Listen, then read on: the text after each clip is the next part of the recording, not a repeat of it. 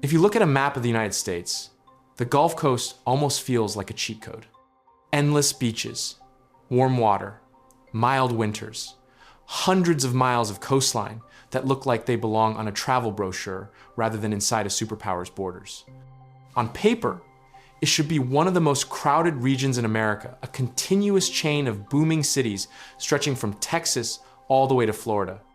But then you zoom in closer, and something feels off. Between major metro areas, long stretches of the Gulf Coast remain surprisingly empty. Not completely deserted, but far less populated than you would expect in one of the wealthiest, most developed countries on Earth. And that raises a strange question. If the Gulf Coast has beautiful weather, valuable coastline, and sits inside a highly developed nation, why aren't more Americans living there? Because this isn't just a random gap on the map, it's a pattern. Today, we're not looking at the entire Gulf Coast from southern Texas to the Florida Peninsula, but instead focusing on a specific stretch that seems oddly underpopulated compared to the rest of the Eastern United States. A place where geography, economics, history, and a few uncomfortable truths quietly combine to shape who moves in and who stays away. And as we're about to see, the answer isn't just about hurricanes or climate.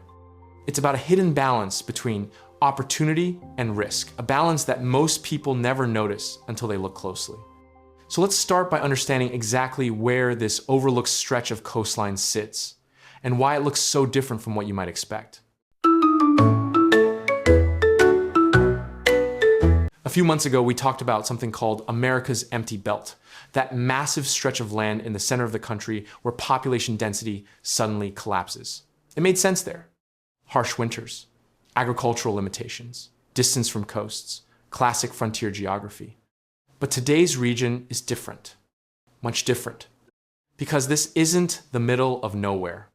If you pull up a satellite map of the United States at night, you can literally see the shift. A bright, dense eastern half glowing with cities and suburbs. Over 250 million people live on that side of the country. It's the economic core of America. And right inside that glowing zone is a surprisingly dim stretch along the Gulf Coast. That's what makes this interesting. This region isn't isolated. It isn't frozen. It isn't water-starved. It sits squarely inside the developed half of the country, and yet it feels oddly underfilled. Roughly 10 million people live in the Gulf Coast stretch we're examining. For context, that's less than many single US metro areas. And given its climate, access to water, and coastal geography, you'd expect far more. Let's talk about weather first. Using the Köppen climate classification, this entire stretch falls under humid subtropical conditions. Mild winters, long growing seasons, and consistent rainfall. Yes, summers are hot. Yes, humidity exists. But compare that to the Midwest's brutal winters or the Northeast icy storms, and suddenly sweating a little doesn't sound so bad. Southern Florida, which has nearly the same climate, has exploded in population over the last few decades. Millions fled cold northern states in search of sunshine and beaches. So climate isn't the problem. What about water? The Mississippi River, one of the largest river systems in the world, flows directly through this region. The Alabama River and countless tributaries carve across the landscape. Unlike much of the western United States, this isn't a water-scarce desert. So water isn't the problem either. In fact, historically, this region once grew extremely fast. Between 1,800 and 1,860, the population surged from a few thousand settlers to over 1 million people. On paper, that looks like a booming frontier success story. But there's an uncomfortable detail. A massive portion of that population was enslaved. By 1860, roughly 55% of Mississippi's population was enslaved people. In many Gulf areas, enslaved labor made up at least half of the total population. The growth wasn't driven by free migration, innovation, or diversified industry. It was driven by plantation economics. And that matters. Because when the Civil War ended, the entire economic model collapsed overnight. What followed wasn't gradual adjustment. It was demographic shock. This was the first major population shift out of the region, and it wouldn't be the last. And here's where things get really strange. Today, the Gulf Coast remains one of the most visually appealing parts of the country. Beaches that stretch for hundreds of miles, unique cultures, food scenes that rival major cities, southern hospitality. And yet, outside of New Orleans, which itself isn't even in the top 40 US metro areas, there's no dominant Gulf Coast megacity anchoring the region. No Miami-scale boom, no Houston-scale industrial sprawl, no Atlanta-style inland powerhouse. Just a chain of smaller cities that never quite reached escape velocity. So what happened? Why did this region, with good climate, water access, coastline, and early population growth, fail to produce the kind of urban explosion we see elsewhere in the eastern United States?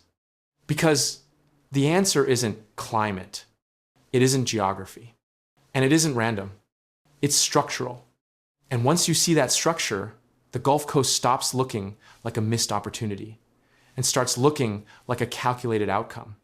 But before we dive into that, if you're enjoying this kind of geographic deep dive, make sure you're subscribed, because this is where maps get uncomfortable. Here's where the story takes a turn, because the Gulf Coast didn't just become underpopulated by accident. It was shaped by one of the largest internal migrations in American history. For decades before the Civil War, the northern United States represented something powerful: escape. Enslaved people risked everything to reach northern states where slavery was illegal. So when slavery officially ended, millions of newly freed African Americans suddenly had a choice that had never existed before. And many chose to leave. In the late 1800s, southern states, including much of the Gulf Coast, still had majority black populations. But freedom meant mobility. If people had the means, they often moved north or west rather than remain in regions where social and economic opportunities were limited. Then, around 1910, something much bigger began. Historians call it the Great Migration, one of the largest population shifts in US history. Over several decades, roughly 6 million African Americans left the South, heading towards cities like Chicago, Detroit, Pittsburgh, Cleveland, and New York. Yes, Jim Crow laws and racial violence were major push factors. But there was another powerful reason: economics.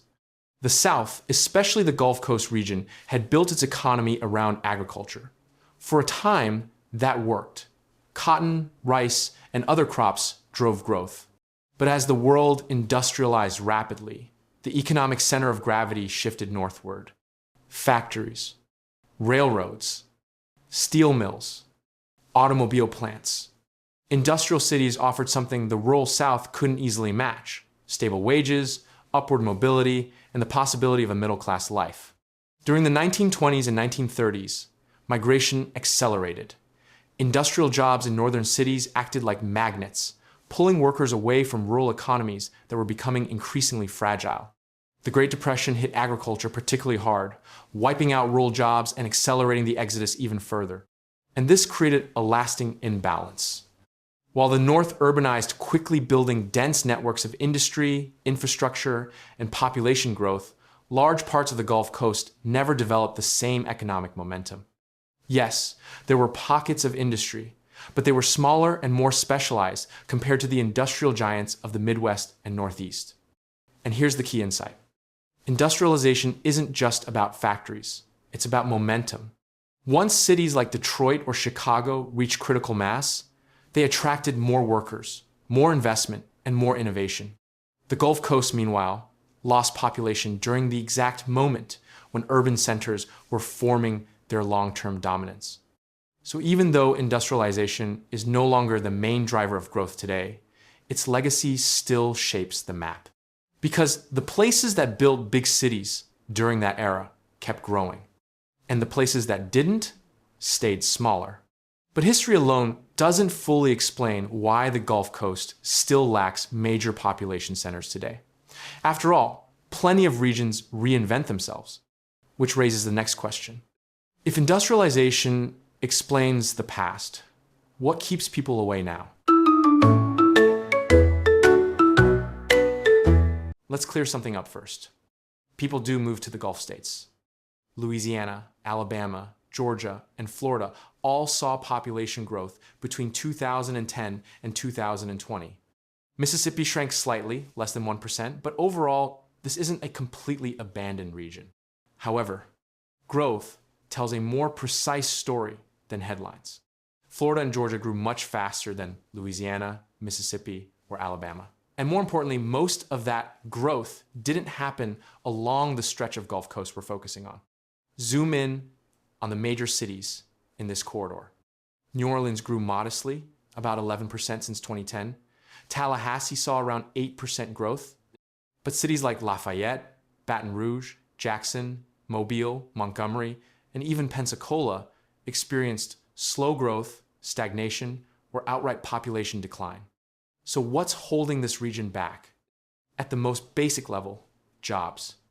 Or more accurately, the lack of diversified high-growth industries. And behind that problem sits another one, infrastructure.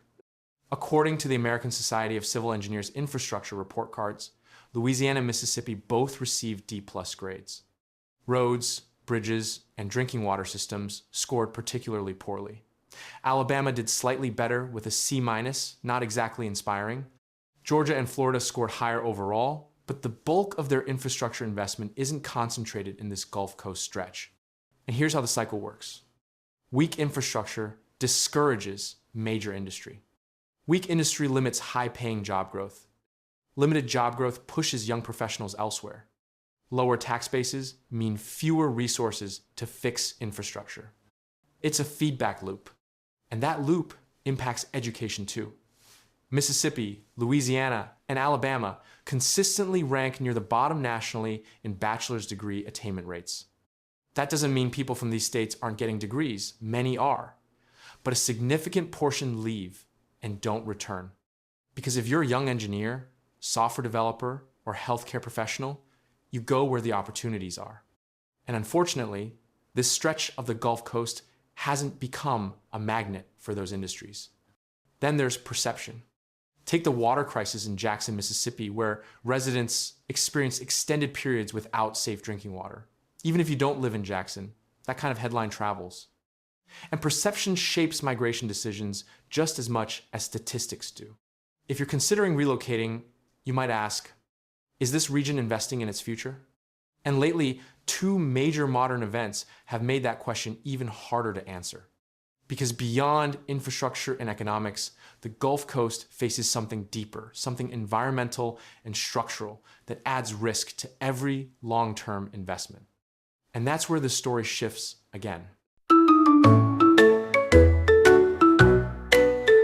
You really can't talk about this stretch of the Gulf Coast without mentioning two moments that changed everything. Because for this region, the problem isn't just slow growth, it's trauma. In 2005, Hurricane Katrina made landfall as one of the most destructive storms in American history. A Category 5 monster that didn't just hit, it lingered in the national consciousness. New Orleans became the symbol. But the damage wasn't limited to one city. Gulfport, Mobile, Pensacola, and dozens of smaller coastal towns were devastated. Entire neighborhoods were erased. Infrastructure failed, levees collapsed, and perhaps more importantly, trust collapsed too. Between 2000 and 2010, New Orleans lost roughly 30% of its population. Overall damages were estimated at over $150 billion. That's not just physical destruction, that's economic paralysis. And just as the region began crawling back, it got hit again. In 2010, the Deepwater Horizon oil rig exploded off the coast of Louisiana. What followed was nearly 5 months of oil pouring into the Gulf, over 200 million gallons by some estimates. Tourism stalled. Fishing industries shut down. Coastal economies froze. And here's what makes this especially damaging. The Gulf Coast relies heavily on perception. People move to coasts for beaches, clean water, and lifestyle. When headlines show oil-covered marshes and burning rigs, migration slows, investment hesitates, insurance premiums rise. Long-term development becomes riskier. Individually, either Katrina or Deepwater Horizon would have been devastating. back to back within 5 years? That creates something deeper, a lost decade. From roughly 2005 to the mid-2010s, much of this region wasn't booming. It was rebuilding. And while Houston, South Florida, and other metro areas surged ahead, this stretch of the Gulf Coast was stabilizing instead of accelerating. Now, the region is growing again slowly. Tourism has returned. Ports operate normally. Cities are recovering. But here's the structural issue. Growth doesn't just depend on natural beauty. It depends on momentum. And this region lost momentum at the exact moment other parts of the South were accelerating. Houston benefited from energy diversification. South Florida rode finance, migration, and global connectivity. Atlanta became a logistics and tech hub. Meanwhile, this corridor of the Gulf Coast was repairing levees, cleaning oil, and restoring water systems. So why don't more Americans live here? It's not because it's ugly. It's not because it's unlivable. It's because history, infrastructure, industry, migration patterns, and environmental risk all quietly stacked against it at the wrong moments. But here's a twist.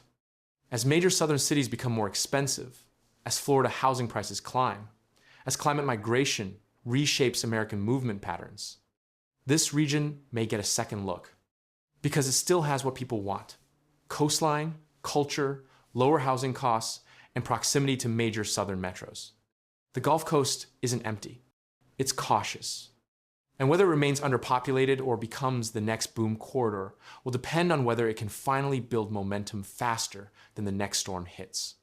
If you enjoyed this deep dive into America's overlooked coastline, check out the next video, and I'll see you next time.